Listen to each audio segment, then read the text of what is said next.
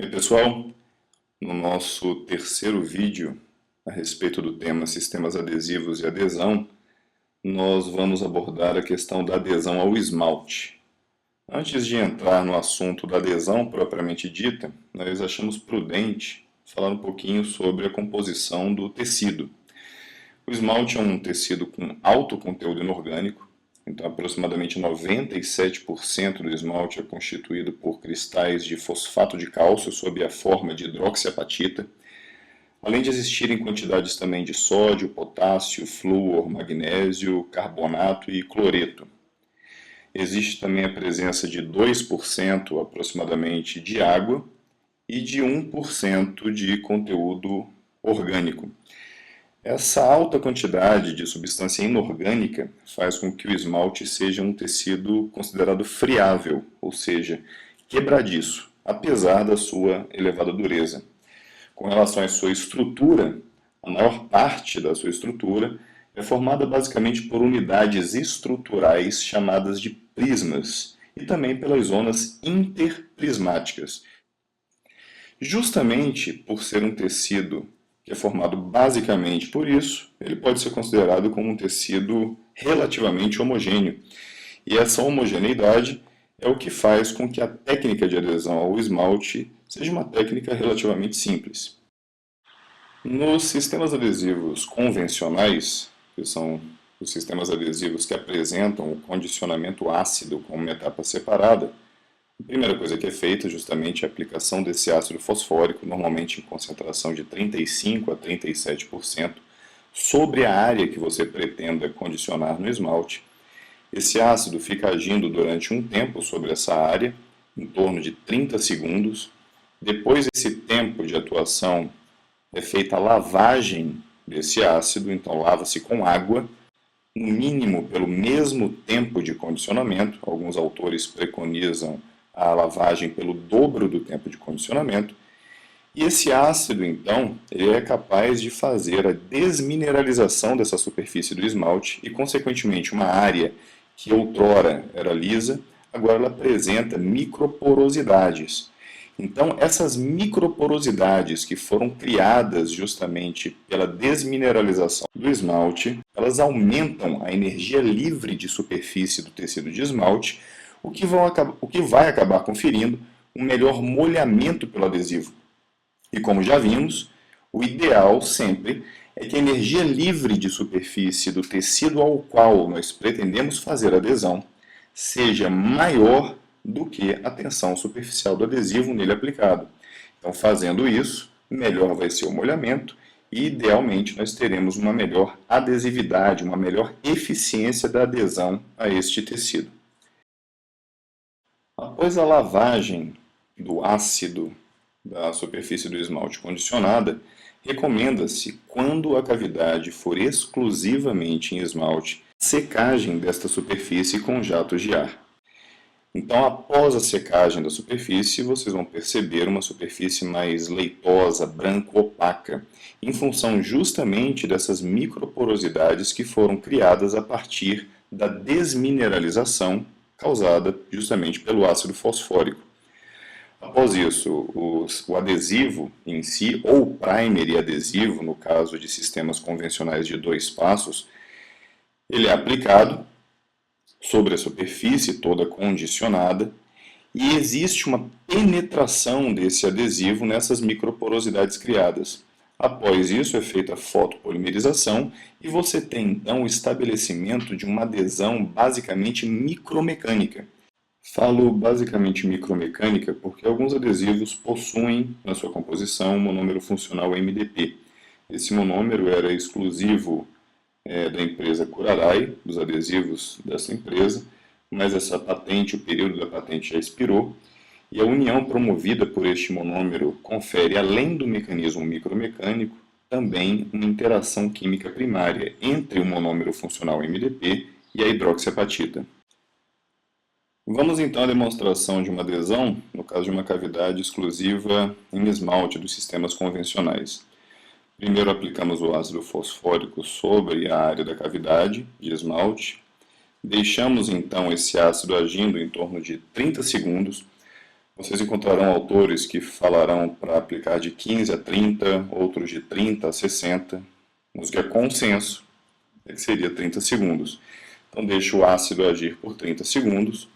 Após esse período de atuação do ácido, então nós procedemos com uma lavagem do mesmo, com a aplicação de água da seringa tríplice.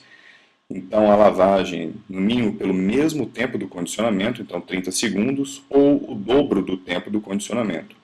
Então a intenção desse tempo, que parece ser excessivo de lavagem, é justamente para que possamos garantir a remoção de todos os subprodutos de desmineralização desse esmalte, de forma que eles não interfiram na hora de aplicação do adesivo e penetração desse adesivo nas irregularidades criadas justamente pelo ácido. No caso dos sistemas adesivos convencionais de 3 passos, após então o condicionamento ácido, viria a etapa de aplicação do primer, nos sistemas de 3 passos. No entanto, a aplicação do primer ela é uma etapa que é desnecessária quando a adesão for ser executada exclusivamente em esmalte. Então é uma etapa que pode ser suprimida. O primer ele vai ter uma atuação importante quando a adesão for realizada em algum tipo de preparo cavitário que envolva a dentina. Sendo assim, após então a lavagem do ácido, no caso de sistemas adesivos convencionais, nós procedemos à aplicação do adesivo propriamente dito dos sistemas de 3 passos, ou então do primer com adesivo no sistema de 2 passos. Ressalto aqui que essa questão do primer e adesivo, o primer ele é aplicado junto porque os dois estão no mesmo frasco. Feita então a aplicação do adesivo, é feita a fotopolimerização do mesmo. E aí entra sempre como recomendação que vocês fotopolimerizem esse adesivo pelo tempo de recomendação do fabricante. Então, se for 10, 20, 40 segundos, que respeitem o tempo que consta na bula do produto. Por sua vez, a adesão com relação aos sistemas autocondicionantes, nós já vimos que esses sistemas adesivos eles não exigem a aplicação do condicionamento ácido ou do ácido fosfórico como etapa separada. Então, nessas situações, em adesão ao esmalte, é aplicado o produto, seja ele um primer ácido ou então primer ácido com adesivo, diretamente sobre a superfície do esmalte. Então, essa parte acídica vai criar a desmineralização do tecido e, ao mesmo tempo, vai existir uma infiltração nessas irregularidades criadas para que, então, seja feita a fotopolimerização. Então, na simulação de aplicação justamente do sistema autocondicionante de 2 passos, numa cavidade em esmalte, aplica-se primeiro o primer ácido na superfície, não se fotopolimeriza essa etapa, e depois aplica-se então nesse sistema autocondicionante de 2 passos o adesivo. O importante aqui é lembrá-los também que nos sistemas autocondicionantes não existe lavagem em nenhuma dessas etapas. Não lava-se com água a superfície depois de aplicado o produto.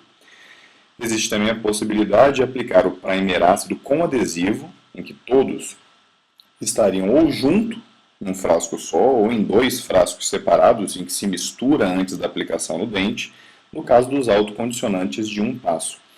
Uma vez então que fez a aplicação desse sistema autocondicionante onde existe a presença do adesivo, é feita então a etapa de fotopolimerização, tal qual acontece nos sistemas adesivos convencionais, ou seja, sempre em que existe a presença do adesivo propriamente dito em alguma das etapas, após a aplicação desse adesivo, é feita a fotopolimerização.